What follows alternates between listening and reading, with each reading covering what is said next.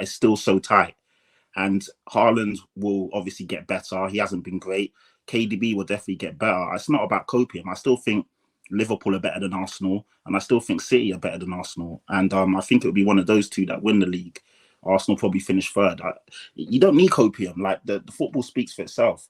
And I think Arsenal fans should be obviously confident, and they should enjoy this moment. But just don't get too big for your boots. There's still a lot of football left to play. When you say the football speaks for itself. Wait. I saw the Arsenal fans are going to get pressed. Hold on. No, it's not about press. It's not about press or sensitive. Here's the thing. Terry asked you a question about hopium, and you turned around and said Arsenal fans are sensitive, but that's not what it's about. We're talking about current form. Let's look at the data. Let's look at the data. Current form. Hold on. Let's look at their current form is very good. Like, let's look at the data. In the last 8 games, Arsenal shots on target against Arsenal, shots on target against City. In the last 8 games, goals conceded against Arsenal, goals conceded against City. Hold on. Here's what I'm talking about. Let me finish. Please let me finish. All I'm saying is it's okay to say my gas tank is at half, right? I'm still the best car in the race, but I need to top it up. It's okay to say that about City. The fact that we're saying that City is not as cutting edge as we know them to be, and people are now like, oh, this is our chance to actually go at them. It's not that we're talking down on City. How many points are you above them? How many points are you above City? Just answer the question. How many points are you above City? We're 1 point. We're 1 point. We're 1 point above City. There you go. That's it. No. Case closed. Patrick, can I just jump in here? Because what you've done and what you were doing before, and I was going to get onto this before you even asked the question about Tottenham, is you saw one game where City they were pretty bad, but you're beating them with that stick and not act. You gave no. Wait. Let me finish now, please. You've done all that, and yes, it's not based off one game, but that one game has made a lot of your thoughts is confirmed. I said from January. I didn't say one game. I said from January. You didn't give Liverpool no praise. No, listen. Again, let me finish, bro. Let me finish. You didn't give Liverpool no praise as to how bad they made them look. Liverpool made them look like that. Doesn't mean other teams are going to be able to do this to City. Yes, City have had a couple bad performances in between that time, but since January, they've got it over the line. They've managed to beat teams and beat. Let us stay in the pocket of the question. Terry's question was about City, and it was to me. His question was to me, and that's why I'm getting around to answering. It was about City and not about the game between Liverpool and City. It was about how is City performing, and I'm talking about that. So we're talking about City's performance. Yeah, I would say I want to jump in on it. I get. Listen, they've won a lot of games. They've won a lot of games since that Aston Villa defeat at the beginning of December. But when you actually go back and I don't know how many of those games you've watched, George. I watched all the games, all the top 6 playing. Yeah, Liverpool were a big reason yesterday as to why City were poor. But the way Liverpool were generating attacks is the same way Bournemouth created multiple counterattacks against them. Brentford, multiple counterattacks. Chelsea, multiple counterattacks. They struggled in the previous game against Everton for large periods of the game. We were not a very good team. They struggled away at Newcastle. They got over the line, which is because they're one of the greatest teams this country's ever seen. They're one of the best teams in the world, but they were poor in large parts of that game. You go back to the match after that, they beat Sheffield United that everyone's been pumping. They scraped 2 goals past them. You can keep going back further and further. The Luton game where they just, they only beat them 2-1, and they were struggling for large parts of that game. No one's saying City are bad, but I think if you're a Liverpool fan, I think if you're an Arsenal fan, you're looking at this current City team, the doors are jarring. This is your opportunity to burst through. No one's saying they're poor. And I do believe that other teams will look at them and say, look, they're going to have more of the ball. They're going to have chances. But everybody, even Copenhagen that they battered on the scoreline, the amount of chances home and away they had on the counter-attack against them, that is unprecedented against a Pep team. Pep's teams have not been cut apart like that very often in the Premier League, and it's been happening for months. So I look at it when Spurs play them, which isn't too far away, I think you'll beat them. And that isn't, I think you're a good team. The way Big Ange sets up, you are going to get at least 10 to 15 counter-attack opportunities against them. And I just think no one's saying they can't win the league. No one's saying it's impossible. But this idea that we're watching this City team this season and we're saying they're as good as the last 2 to 3 to 4 years, I think it's a disingenuous statement. They're not as good. They're not as good.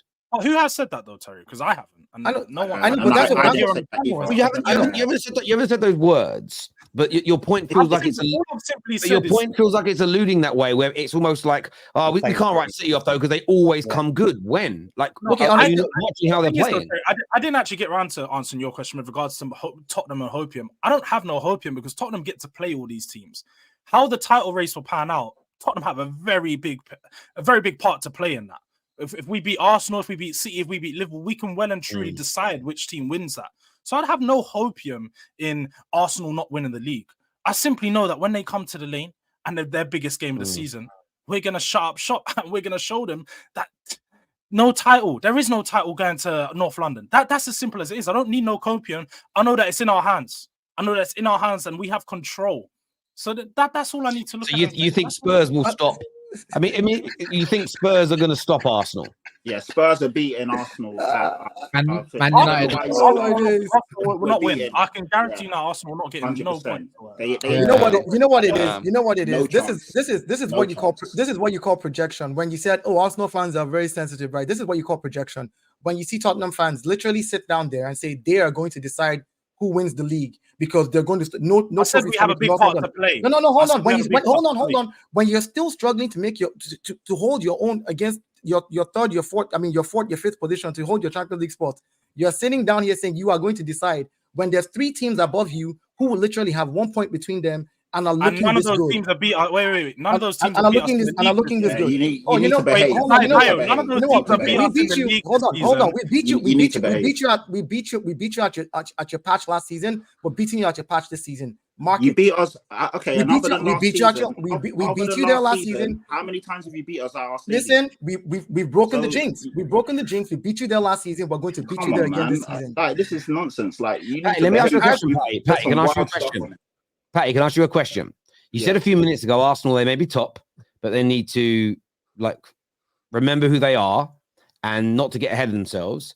You're currently 5th, but you're saying there's 0 chance that Arsenal come and get points off you at your stadium.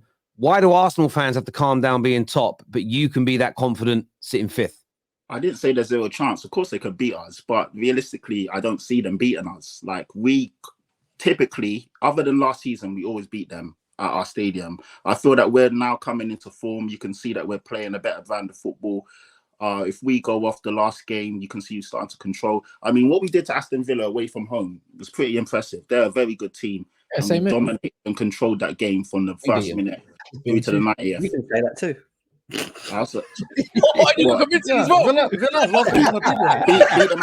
them out of the park like that. Patrick, are you confident?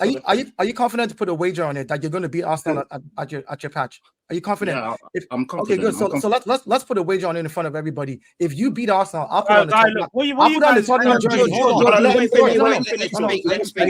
No. Dave, start that again, please. I'll put a wager on it, right? If you beat Arsenal at Tottenham, I will put on a Tottenham jersey and I will sit here and raise my hand and say, you know what? Tottenham, you did what you needed to do. If we beat you at your patch, you're putting on an Arsenal jersey and saying the same thing. Cool. If you're that confident. I'm confident. Let's do it. So let's put the wager on. It's on. Yeah, let's shake on it. Spud, whatever you want to do. Cool. Terry, timestamp this. 42:55. JJ, I know you're on your honeymoon, but clip it up, bruv. Clip it up, bruv. It's funny. Look, Arsenal had another very, very interesting weekend. And it's funny, actually, I've been sent this video in a group chat. Someone's like, you've got to play this video about Arsenal because I do find it intriguing. I've seen a lot of stuff online today. It's their title to throw away. They're top now. It's on them. They can bottle it again from this point. When only a few weeks ago, those same people were saying this. Times to now realise that what Arsenal done last year was a flash in the pan. It was literally just because Liverpool weren't any good last year. No, Tom, we're not allowed to say that. We're not allowed to say that. He's only 20, guys. No, Tom, we're not allowed to say that. Remember last season when we said it was a flash in the pan and we got absolutely cooked for it. We're not allowed to say it was a flash in the pan. Arsenal are an amazing team. They got... So there's only a few... Now the same very people are saying, and many others online, that Arsenal are now top. It's in their hands. It's for them to lose, etc. So I don't want to go to the Arsenal fans first. I want to throw out to the rivals.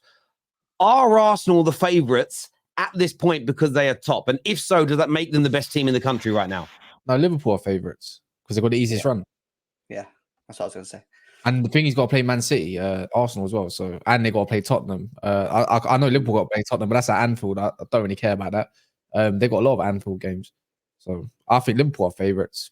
But the thing is, they don't. I feel like I've been quite positive on Liverpool, Terry, right? And I'm quite impressed with them. I can't lie. I sit here as a rival, but you have to just. I'm Man United are crap anyway, so scrap that.